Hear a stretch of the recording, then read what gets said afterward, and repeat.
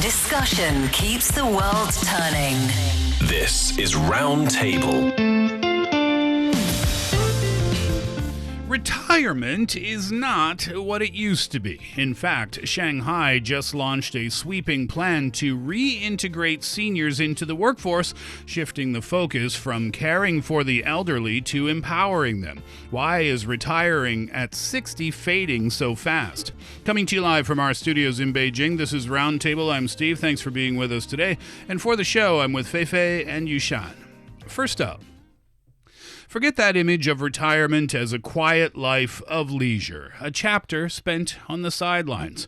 Nope, no longer. In a groundbreaking move, 28 government departments in Shanghai have come together to launch a comprehensive plan designed to reintegrate seniors into the workforce. It signals a fundamental shift in mindset, moving from simply caring for the elderly to truly empowering the group as active contributors to society. But why is this traditional retire at 60 model collapsing, or at least it seems like it is in many parts of the world? What's behind it? Demographics, perhaps, economics, perhaps, and it could be even cultural. And now, cities in China and other parts of the world are making those changes. The answers are reshaping what it means to grow older, and I think it's time to rethink the value of age. Fei Fei and Yushan, good afternoon to you. And I think it's true. You know, the first thing I thought about when I thought about this story was my dad. My dad my parents are two completely different people. My mom has never stopped working. She's 84 years old, and she was a nurse in a hospital for a while. Then she was a restaurant owner. Then she owned fashion stores. She was a real estate agent for a period of time. She just did whatever she wanted, but she loved working so much that she never stopped. My dad was a high school vice principal for 34 years in America and in Canada. And he took an early retirement package. Now, that's a separate story. He was complaining that kids aren't the way they used to be and attitudes have changed and all this stuff. But his first opportunity he took to retire, he took it. And my mom never really took that opportunity at all. So it depends on the person, perhaps, and it depends on situations as well. But let's start the story specifically in Shanghai and see where we go from there. Yeah, precisely like you said, Steve. Like when it comes to work and career development, different people have different goals and different values. And I think this time in Shanghai, they launched a plan. Basically, is trying to provide a more convenient, easier environment for the seniors who wish that they can stay in the workplace a little bit longer, and especially for those between the age of 60 to 70, which we call them, quote unquote, the young old, that they are still quite energetic and still willing to contribute to the society, but somehow there will be some barriers along the way, especially when they try to get re-employed in the society. And now this time in Shanghai, they launched a plan, I think on March the 12th, that aims to create an age-friendly job environment while also improving human resources services to facilitate employment for those who are willing to continue to work. Yeah, they call it active aging, don't they? It's something that perhaps we've been overlooking in the past. And when people age, we call them seniors, we call them elders. But nowadays, at least in the case in China, as well as in many other countries, these group of people above their 50s and 60s, they still have a lot of potential, and that's precisely why we're transforming an aging population from a demographic challenge into a demographic dividend. That's according to Zhang Quanbo, a professor at the School of Labor Economics of Capital University of Economics and Business. So he named it that way because traditionally a demographic dividend comes from a large cohort of young people entering the workforce.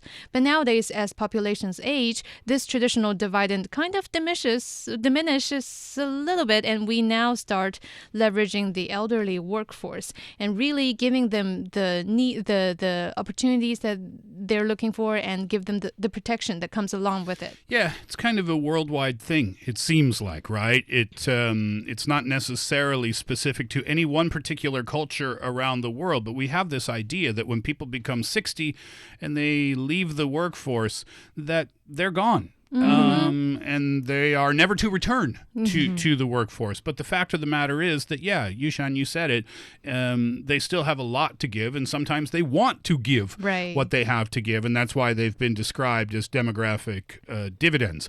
All right, so what are some of the detailed measures? You said Shanghai put out some different policies. What are the details there? Well, I think first of all is that the authorities are encouraging businesses and social organizations and companies to develop diverse and personalized job roles tailored to seniors' health conditions and skill sets. Like what? For example, let's talk about a logistic company, for instance. It needs a lot of people to manage the inventory, for instance. And that means, on the top of our head, probably means they need workers that do a lot of heavy lifting, which cannot be handled by someone in their 60s or even 70s. Sure. But what they can do, they can get a job that's called quality control and inventory auditor, meaning that they can sit there using tablets to verify stock counts and check for packaging defects. And they can work for like 4 hours a day, which is much shorter compared to 8 hours of heavy lifting, which is more suitable for a younger person. But this kind of position can leverage the seniors' attention to detail and patience, and also remove that physical strain of lifting a lot of boxes and working for long hours, and also more flexible. So when it comes to retirees, for instance, they're just looking for a couple of hours out of their day to make some supplement to their home income. This could be one of the positions. 4-hour shift is probably perfectly suited to a lot of schedules for people in that age demographic as well. A lot of firms engaged in elderly product development and services, they are encouraged to hire seniors as project evaluators, where they can leverage their perspectives to help grow the industry. What would be an example of that? Yeah, that's so cool. Because Fei Fei, you just mentioned quality control and inventory auditor. How about senior user experience consultant? And I'm saying it with admiration because that sounds really cool. Now that the tech startups is developing a new smart health watch designed to monitor heart rates and also detect falls for the elderly, which are conditions that they encounter, they have higher possibility of encountering in their daily life. So instead of just going on everything based on theory and based on what's written in paper, what's potentially risks that these elders can get, they actually invite elders to join in the trials. And before the product ever launches, these seniors, they take the prototype and test it in real-world scenarios. So this kind of direct hand-on feedback really forces the company to redesign some of the things that they think is going to work. And yeah, sometimes it's just like, for example, the SOS button is too flush with the screen. I can't press it with my fingers, that I don't have enough force for it.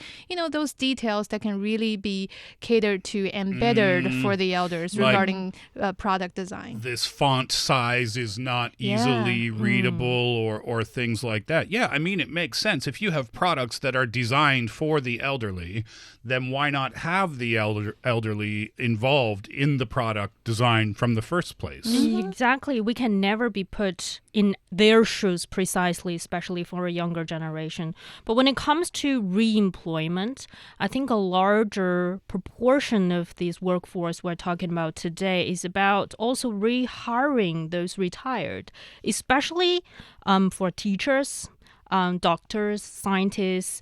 Not only they have like years, even decades of expertise in their field, a lot of them are willing to continue down to work. So coming back to their workplace like a mentor? Yeah, like a mentor. For example, I think an example could be happening on a community level, like in a community clinic. A lot of these kind of health facilities are struggling with a shortage of experienced medical workers. But when it comes to training these medical workers, is for one, they need somebody to teach them hands-on on a daily basis. Right. And so these kind of retired doctors, nurses can come to the clinic and sort of reveal, for example, extremely complex cases, training these younger doctors and nurses, or even having some weekend workshops, explaining a lot of, problems they encounter on a daily basis. You know, what's really interesting is that this reminds me of my mom. My mom has 1 year away from retiring, and her department already sends out invitation because she's been working as a professional nurse in the hospital for over 30 years. And the department is like, we really value your skills and your professionality. So if you would want to, we would be very happy to sign more years with you, starting from 6 months after your official retirement, so that if you want to, you can keep on working. And my mom said no. I was just... I'm having enough, and I want my retired life to be, in a yard, planting vegetables, having cats, doing whatever I want. So me mentioning that is, if you want to, of course, there are opportunities opened up for you, not only in the same divisions, but also, like you mentioned, the community clinics. Sometimes it's even like health check facilities who hire. I've seen a lot of those doctors who just do the morning shifts of doing your basic health check, and that's it. And then they go home. So there are opportunities available as long as you want to keep on working at the retirement age. And also, I think this is one of the bottleneck or problem that this Shanghai plan is trying to tackle is, for example, when it comes to doctors and nurses. In full-time job positions, it's very intense work. Yeah. They need to work like 8 hours nonstop and can be really, really tired. And thinking about a retiree in their 60s or even 70s, it's not possible for them to handle like 100 patients. Well, I mean, possible or not, they just don't want to. Yeah. This is the advantage of retirement, is that you get to play with your schedule a little bit so that it aligns with what you need in your own life. But now, like, for example, with this sort of mentoring program, they can come in for like 3-4 hours a day, or maybe 3 times a week. Not a full-time position, but they can still contribute. They have like decades of experiences when it comes to medicine, nursing. This is the kind of skill sets that they can offer, but the younger practitioners don't have. I mean, I think it's easy to understand why this would be attractive from, for example, Yushan, your mom's hospital's point of view. Right? Or any hospital or any school who's bringing back a teacher as a mentor. It's easy to understand why that would benefit them, because it would be a great opportunity to pass that experience on to the younger staff. And there are other examples as well. District aging offices, they are also working with relevant departments to establish a pool of what they call silver-haired experts. And volunteer teams. Yeah, cool. senior volunteer teams in sectors like, as you mentioned, education, but also tech and social work. The tech example that I came across is about IT trainers. So if you have, or if there is, a community center that wants to launch, let's say, a digital literacy program, but they don't have maybe the budget, or they don't have a full-time position available for their own IT trainers, retired engineers, retired tech experts can, if they're looking in the same district, living in the same district, and it's within the community, then that can be an attractive position too. So there's lots being created. They call that too a silver-haired expert pool. I want to. Sorry to interrupt. I want to come back. Remind me if I forget. I want to come back to these terms, these job titles, in a little while. I have a little bit to say about that. Let's talk about the government, though. Why is the government suddenly treating seniors as a human resource treasure of sorts? Well, first of all, the world is aging, Steve, right? Not only in China, but on a global scale. But in particular, for example, in the city of Shanghai, it's basically China's fastest and biggest aging city in the whole of country. And I think we have a stats that by the end of 2024, Shanghai's registered population aged 60 and above has surpassed 5.7 million, accounting for close to 40% of the total population. So every 1 out of 3 people in Shanghai age above 60 years old. I didn't know that. That's the oldest city, population-wise, age-wise. That's the oldest city in China. Yes, yes. So that's why they're facing this kind of problem.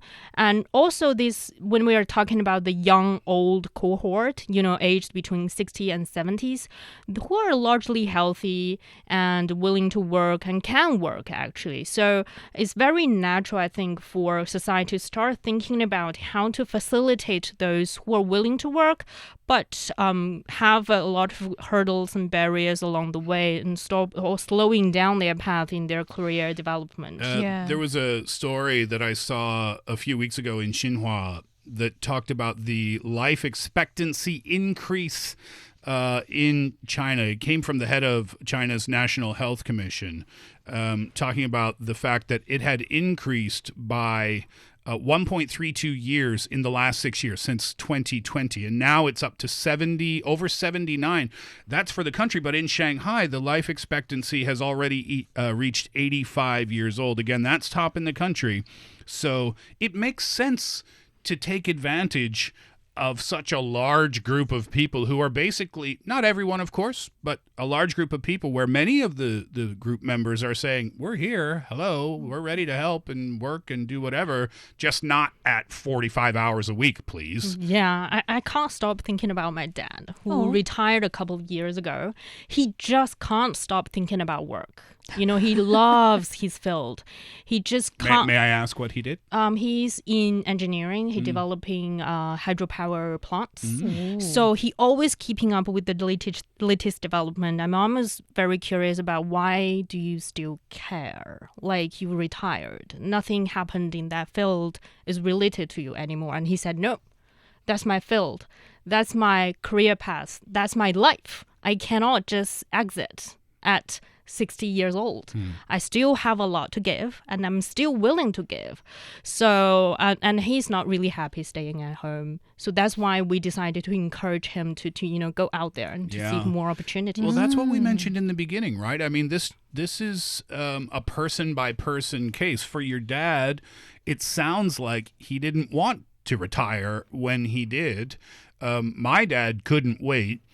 Yushan's mom has 1 foot out the door already of the hospital, it sounds like. So, it really does depend on the person. But I totally understand it. There are a lot of movies, I think, that came out of Hollywood, maybe in China too, about someone dealing with going through retirement. And I say going through retirement intentionally because for many people, they don't know what to do with themselves when the work suddenly stops. Yeah, because in the case of your father, Fei Fei, like you just mentioned, that's what he takes pride in. That's where his goal, if not the past, central of life has been for him. And he's always and he's really into what he's been doing for years. So really, for these experienced professionals, they take this very seriously, and also some of them possesses really high level skills and rich experience too, that really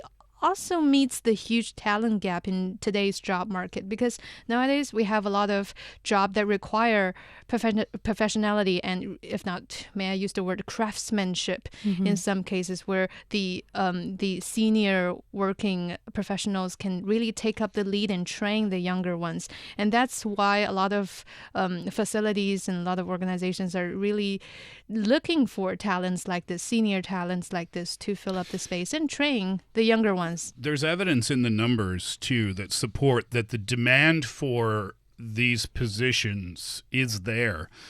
What I didn't know, Xiaohongshu, the social media platform, also kind of functions partly as a job-seeking platform. And it's trending these days with services helping newly retired elder parents find employment. And there's one blue-collar focused recruitment platform, probably more than one as a matter of fact, but the proportion of young, old job seekers. What was the definition of young, old again? 60, around 60? 60 and 70. The young, old job seekers category has been rising year after year, and the number of active job seekers aged 55 and above on some recruitment platforms is increasing annually by double-digit percentages. Yeah, and there are estimates actually saying that the number of these retiree workers has reached 87 million and 120 million in China. And also, surprisingly, a lot of these job positions are in labor-intensive industries like catering, like sanitation, security, and construction. And frankly, there is also a massive shortage of workers in these industries, exactly like domestic services, property management. That's probably when it comes to sanitation and security,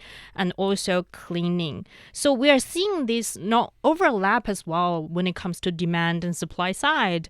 It's just how to match them together. Sure. Yeah. Yeah, and this isn't just a Chinese issue. We're seeing this in other parts of the world too, globally. This retire at 60 or retire at 65, which was a very rigid model. It seems to be disappearing now. There's reasons for it: increased life expectancy, also a growing pressure, I think, on pension systems, and this has caused many developed nations to enact legislation that would link retirement age to life expectancy, and they're implementing more flexible retirement systems. Germany is an example of this. They have legislated a gradual increase in the retirement age to 67 years old, which provides some more time for people to work. And among the people who are eligible, 72% of people aged 60 to 64 are still working. That's data from the OECD. And in America, it's happening too. The growth of the 65 plus or over 65 workforce is increasing. I found this from the U.S. Bureau of Labor Statistics. Participation for Americans over 65 has more than doubled since the 1980s. And today, roughly 1 in 5 adults aged 65 to 74 are still working. So it's very similar to China as well. I think one of the reasons, of course, is most of the population lives longer now and also healthier now. And so I think it's very fun if you watch online. A lot of the videos are showing how energetic Chinese seniors can be. You know, they dance in the parks, they go hiking in the mountains, they go, self-driving long distances. I mean, thousands of kilometers, drive themselves. So they're really energetic. And some of them maybe are more on the side of I want to travel, I want to have a little farm, growing my own vegetables and relax type. And others are like my dad, who just want to continue to work.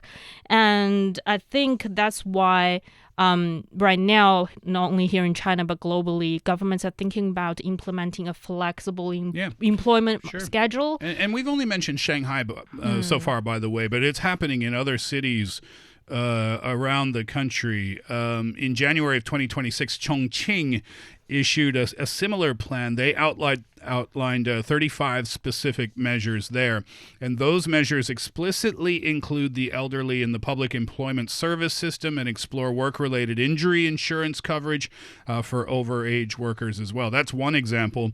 Also, earlier this year, in fact, weeks ago, Tianjin did something as well. Yeah, in Tianjin municipality, right next to Beijing, they printed and distributed a guideline that's comprehensively advancing the goals of ensuring the elderly have opportunities for learning, enjoyment, and contribution. That's a vague and wide definition, but we see the attempts there of trying to make this active elder or active aging more practical in Tianjin. Then also in Inner Mongolia too, my right? Hometown. Yeah, in my hometown, Inner Mongolia, issued a really similar document.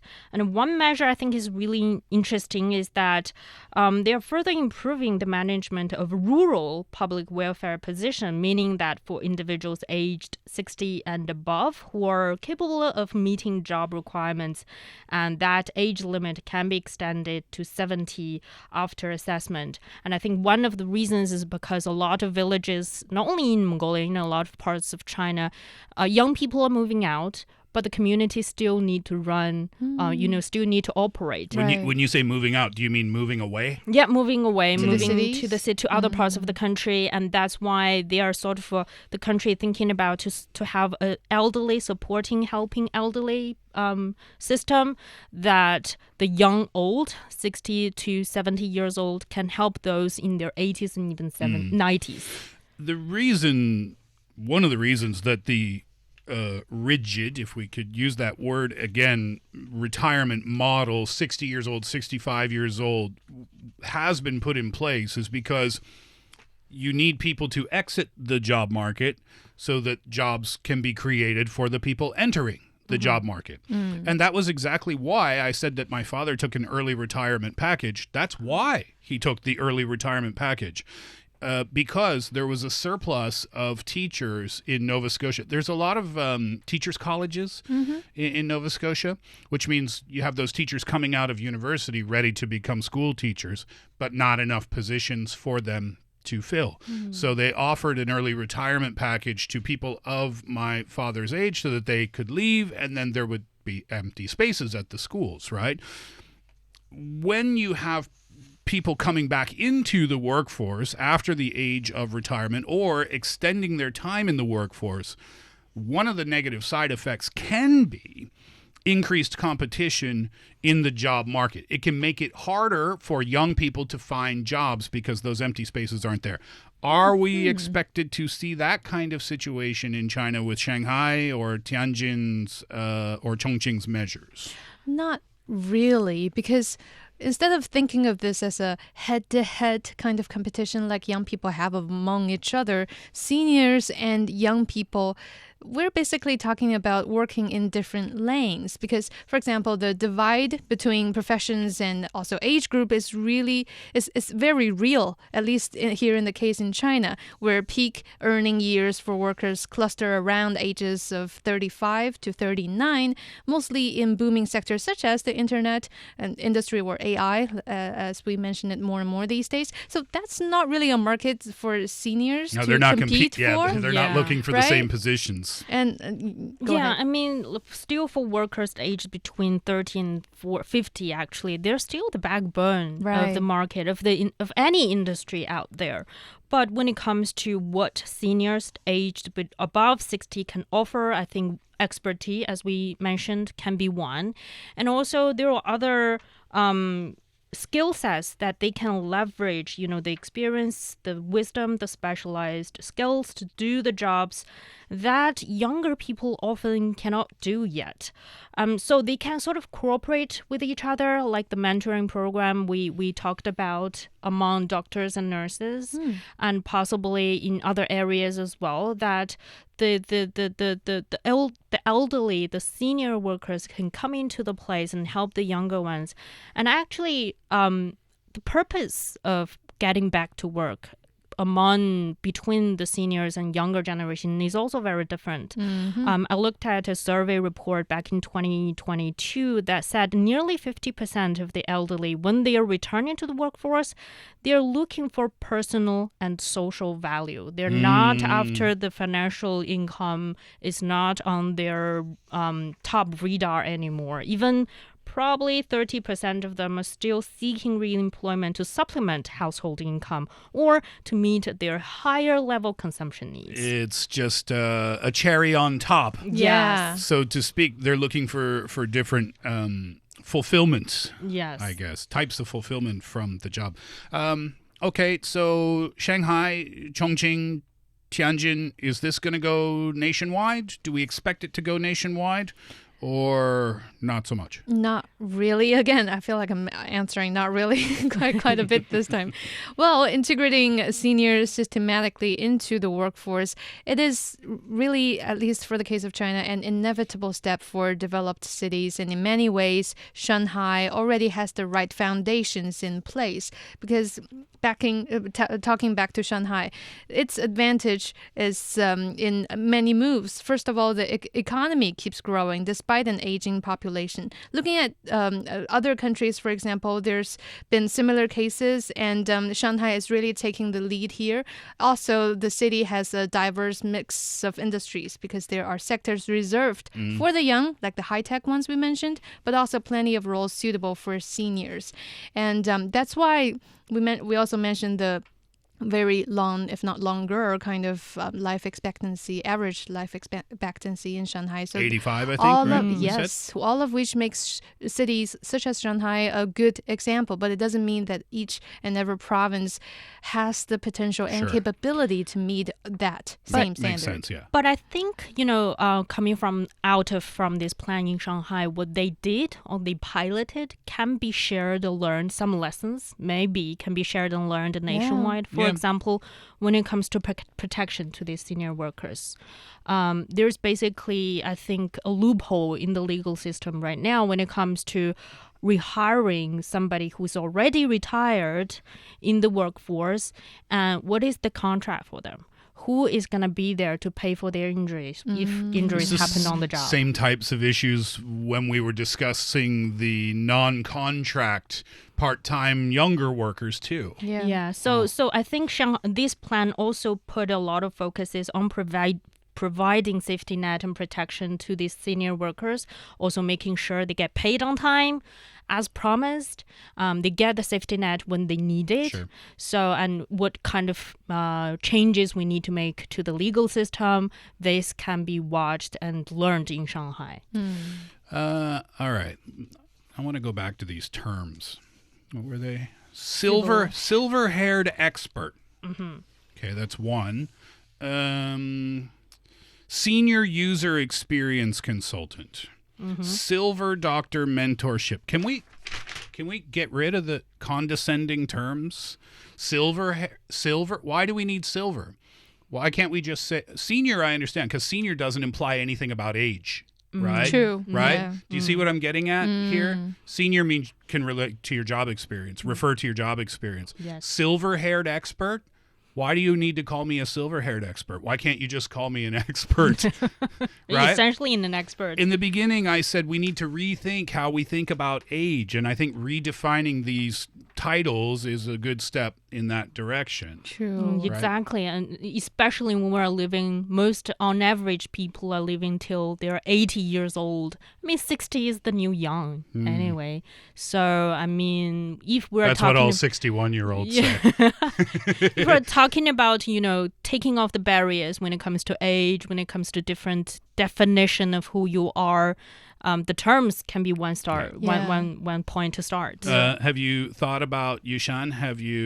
Obviously it's well, I assume it's years and years away. I guess I don't know for sure. But have you thought about retirement, about what stage of your life you would like to retire in? I already can't wait, to be honest. But right after this show. Yeah, I guess I have inherited that from my mom. But yeah, maybe at that point I will feel proud of the career that I've had and feel that I have a few pieces of work that I can replay to my grandchildren in the future and tell them, yeah, this is my prime, Have you considered it, Fei Fei? Yeah, a little bit, especially my parents are entering retirement in the past couple of years. I started to imagine what my retirement would look like. And I really like the idea of exploring new opportunities when I don't have the chance and energy and time to do that now. So maybe going to study designing in another country could be a good choice. So not working. Fun. Yeah. I don't think I ever want to retire. Really? I can tell. I don't think so. I love what I do too much. It's not considered stressful work to me. I get a lot of reward out of doing a job like this. So I'll hopefully, knock on wood. I've been knocking a lot on wood recently too. Hopefully I'll be in this type of position for a while. By the way, of the titles that I complained about today, there was one that I learned that I really like. Actively aging. I think I'm going to use that from now. How you doing, Steve? I'm just actively aging, Pretty good.